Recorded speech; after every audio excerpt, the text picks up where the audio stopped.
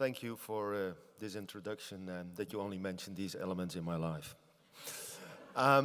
It was really wonderful yesterday evening. I had a good day all day. I had a marvelous dinner and I had some very serious discussions and I had also some hilarious discussions. And actually the presentation that I will give now is also for a little bit serious. Maybe there's some hilarious things inside that also. So my name is Joost Bierens. I'm the consultant governor of this maatschappij tot redding van drenkelingen, which is not too difficult for me, which is the society to prevent people from drowning. And one of the reasons that I'm here now is that the society had its 250 years anniversary last week, and that was a good moment to think back about 250 years of life saving. I'm also a member of the Dutch Royal Life Saving Association and are the member for that organization in the rescue and the medical committees. And we've been doing with the medical committee great work last couple of days under the leadership of Peter Wernicke and Peter George as secretary. And we had position statements made, which will all be in your bag. And I hope you all take them back home and read them and try to implement them within your organization. From profession, I'm an anesthesiologist, so that's my second hat. I think my life-saving hat is maybe more important than my professional hat. I also have a third hat on, that I'm a professor at the University in Brussels at the Research Group of Emergency and Disaster Medicine. And later today, I'm going to put that hat on while sharing the session on floodings. I think what has been addressed also by Steve, we're living in a changing world. The climate is changing, the refugee problems, things like that. And I think as life gave us, we have to become aware that this is the reality in which we can play a very relevant role in the future. So I very much endorse what the initiative you took overnight. The content of my presentation will first tell a little bit about how and when the drowning resuscitation started. Then we come to the hilarious part, the rectal fumigation. Then the evolution of the resuscitation techniques in Europe, because I'm aware that the development of resuscitation techniques in Europe is slightly different from like in Australia or in the United States and America. We're hosted here, but so I still try to give a little impression about that. Then some of the current activities of this maatschappij and a few observations looking back to 250 years of life saving. Maybe it's also because this organization exists 250 years, but what is also very important, they very well documented everything. They had a yearly report every year from 1667 onwards. They had annual reports, they had reports when they were there 25 years, 50 years, 150 years, and altogether in their files they have more than 7,000 rescues described, some really pages long and very detailed. So this is a source of information about how resuscitations and why resuscitations were happening over 200 years from now. So let's go back 250 years ago. At that time, imagine 1767. Also at that time, drowning was an issue with many misconceptions and maybe even like today, but less than today. It was something that was neglected. One reason was that there were legal rules that forbid people to take them out of the water. It was considered more important to decide if somebody in the water was killed by somebody or committed suicide, because when somebody was killed, it had some pretty serious legal implications, and when it was suicide, it had pretty serious religious implications. So they let people there in the water until the police officer came in and just to say why somebody died. So many people were not rescued for that. The other reason was that the other problem was that people didn't have any clue about when somebody was dead. There were awful stories of people being buried alive and people declared dead, because at that time there was no way of understanding the circulation. For us now it's clear, you got a circulation, the blood is floating around. At that time people even didn't know it. It was only later that they discovered that it was circulation. And the idea was that blood was going like a tide up and down the body, from up to left and from left to right and up to down. And if in one part of the body there was too much blood, that caused the disease. That was the understanding. So there was no way of taking a pulse or whatever vital sign was reliable. And then sometimes people indeed tried in their panic or in their compassion to save somebody, but there was no understanding what was really very well. So what they just put them over a barrel, hang them upside down, and it was more like a torture than as a reviving technique. So some people who were not yet dead, okay, they responded to that. What's very important at that stage to realize is that the incidence of drowning was 30 to 40 per 100,000 people, like we have now in the lower middle income countries in the Netherlands. At this moment, so 250 years later, the incidence is 0.1. So there's a lot of efforts in this period, but it's reduced incredibly in spite of the huge amounts of water in the Netherlands. So at that time, the issue was gradually surfacing. People were writing poets, there were songs, there were cultural events, which was a way of communicating at that time, apart from the magazines and the journals. There was research started on the end of life. When can you decide that somebody is dead? Some of them came from the Netherlands, others from Germany, and there was a lot of research already on drowning around in that period of time.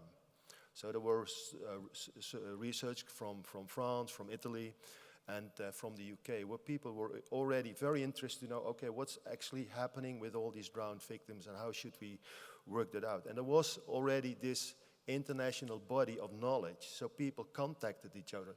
They wrote letters, they were put on a horse, somebody brought it from the UK to Italy or from Italy to the Netherlands, and already at that time, this information was shared among the people in the world. So also in Amsterdam, this was known. So there were some wealthy people in Amsterdam, and I think this is very important to understand that this very old society has been founded by pretty wealthy people who at that stage were looking to this problem and said, okay, from a humanitarian perspective, we have to do something against this. At some days in Amsterdam, there were 20 or 30 people drowning and nobody did anything. They knew there were solutions, they knew there were some ways of doing that. They knew that the rules, the legal laws were interpreted in the wrong way, and they should do something about it. So these people, they had big statues, and they all came with, this is also important to realize, they all had different religious backgrounds. And at that time, there was something that people didn't talk to each other when they had different religious backgrounds. So they came together, and they started this Maatschappij tot Redding van Drenkelingen in 1667. So the first group came together in March, and then they finally started formally in October in that year. And right at that same meeting, they decided 5 very important things. One is that a gold medal will be rewarded to every person who's rescued somebody from the water and revived the seemingly dead person. They didn't know if he was dead or not, but he seemed to be dead. And the medal you see in this slide, this medal still is being given in the Netherlands to people rescuing people from the water. It's exactly the same medal, 250 years old. The other thing is that they caused a peer review process, because of course people might try and just tell a story which was not true, so it has to be confirmed by testimony. There was funding arrangement made to pay all this, and they had some very brilliant ideas how to do it, and that's still where the money is coming from the organization. There were guidelines, and they chose the guidelines from a man from France, Isnard, and Isnard was the winner of a contest on how to do the best ways of drowning resuscitation. Though there was in France, this awareness about drowning was also there, and they wrote a competition. They said, okay, tell us to this committee what is the best way of doing this, and Isnard won this competition. And so these people from Amsterdam, they knew about the competition, and they took over these guidelines. And in 40 cities of the Netherlands, a correspondent was appointed. So in case there was somebody drowning in that specific city, just with the horse, the information was going to Amsterdam, and the person would get back by the horse the medal that he was taking somebody out of the water in all of the Netherlands. So this is how it all started. These guidelines from Isnard, they were pretty typical. It was not like one guideline. There were very many different things, and on the slide you see there are 10. And they had a completely different background than we have these days.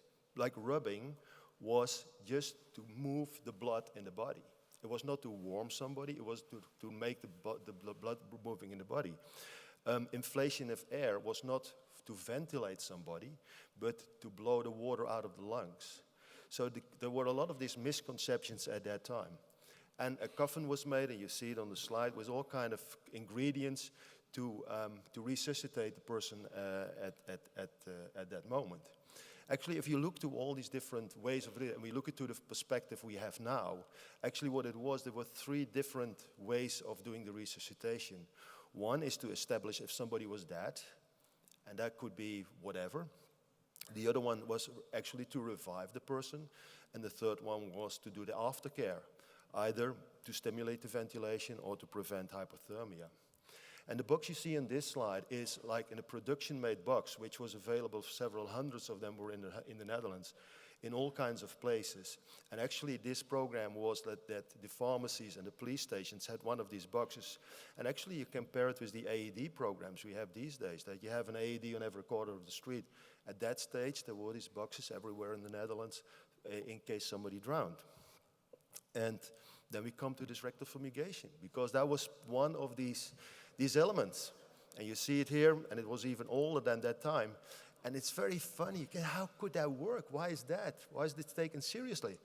I challenge you, if you go to Google and you just do rectal fumigation, you come a few other pictures again. But if you look to the historical ones, you will see like these coffins that there are 30, 40, 50 pictures, all kind of different of these very nicely made instruments, which really are made with a lot of craftsman skills and some to improvise people. So this was something which was really established. This was not a typical Amsterdam thing from people coming out of a bar or something like from the drinkelings, but the drownings. This was typically something that was all over Europe at that stage. And why was that? That was because there was a theory behind. There were 3 theories, and still imagine the knowledge at that time about human physiology was very basic. One is the very old Galen's 4 elements. You probably know about that: the cold, the wet, the dry, and the warm. And by giving warm smoke, you could compensate for the cold, and you could compensate for the wet. So that was a very old traditional way of looking to health and to how to make people better. So that was one way to look at it. The other argument was that at that time tobacco was coming from Americas by Columbus, and it was used as a healing method for everything. If you had a headache, if you were having a flu, if whatever you had, people were using tobacco to do that. So tobacco had a healing effect. People knew about it. They used it for everything. It was a panacea. The third thing was at that period of time, people also started to discover how the body worked. People were interested. This is the period of enlightenment. I mean, it was not everything was God-given. People had to discover what's going on in the body, in nature. What come the butterflies? How does a butterfly becomes a butterfly? Things like that. How does a human body look like? I mean, these were investigations being done at that period of time. And the challenge was to get a dead body as quickly as possible to a hospital for a dissection, to see what was happening in that dead body, to understand why somebody died, not only for drowning, but in all kind of settings. And then when they opened the body and they touched the body, then the last part of the body that was still moving were the intestines.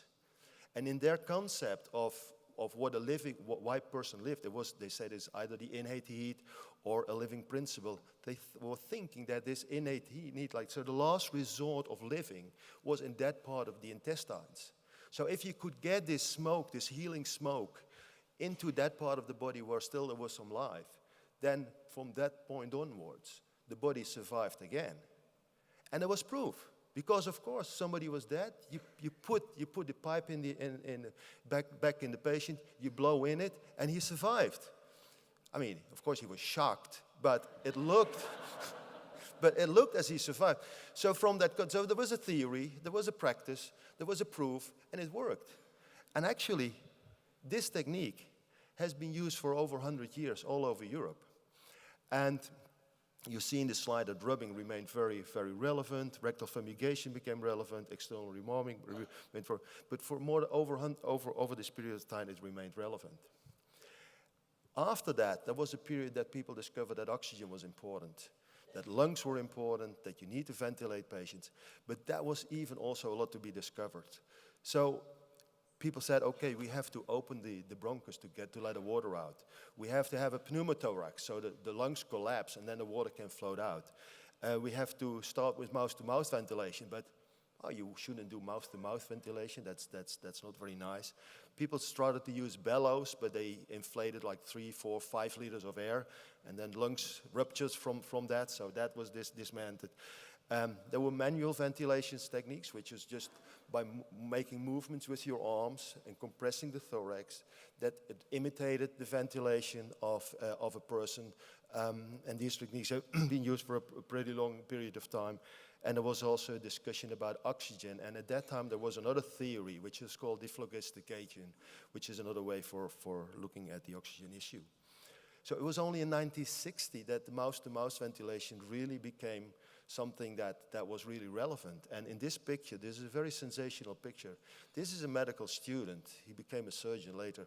That was just put under anesthesia and just not breathing at all. And then we're just looking if just by doing mouth-to-mouth ventilation, how much air was coming into that patient. That was, and for us now, we know that, but at that stage, there was no study being done at that at all. So this is a risk taker, this guy.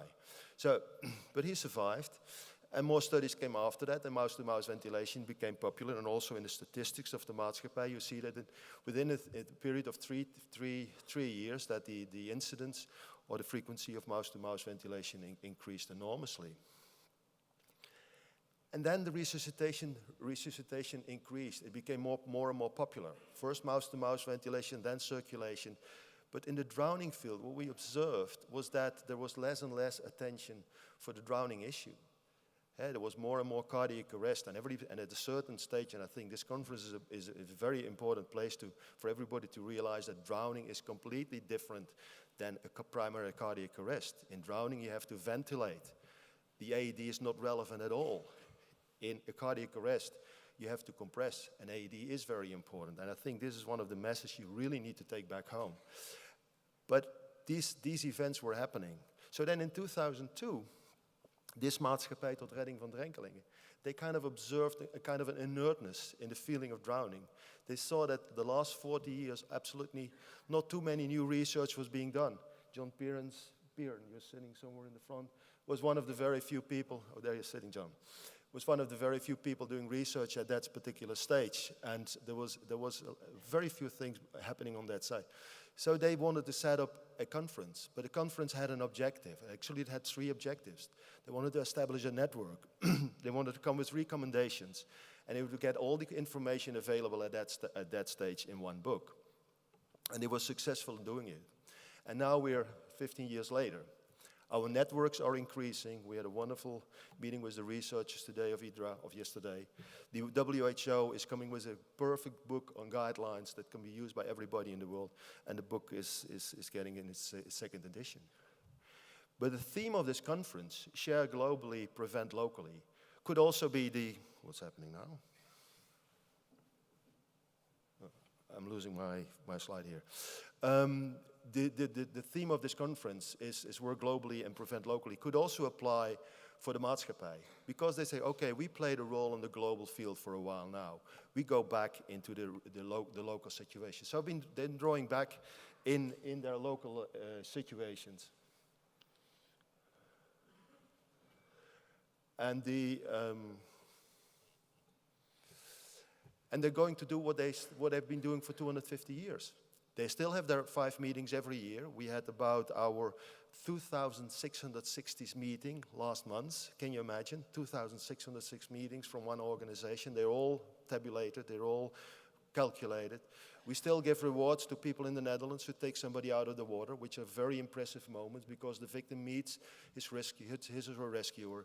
And last week, we had the 250th anniversary with the presence of our Queen Mother. Which was a very nice event.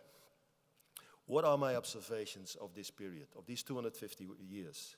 I think one needs somehow what we call a mecenas or a patron to continue and to start a good work. Network and research is very important to make progress and to make evolutions and get to paradigm shifts. Data collection is relevant to show who you are and what you're doing. Innovations always have a very long history. You can think you make an innovation, but every innovation has a long history. And most of all, after 250 years, the issue of drowning prevention, rescue, treatment is in the agenda. But be aware, in a changing world, which means that your position might change in the future also. Thank you very much.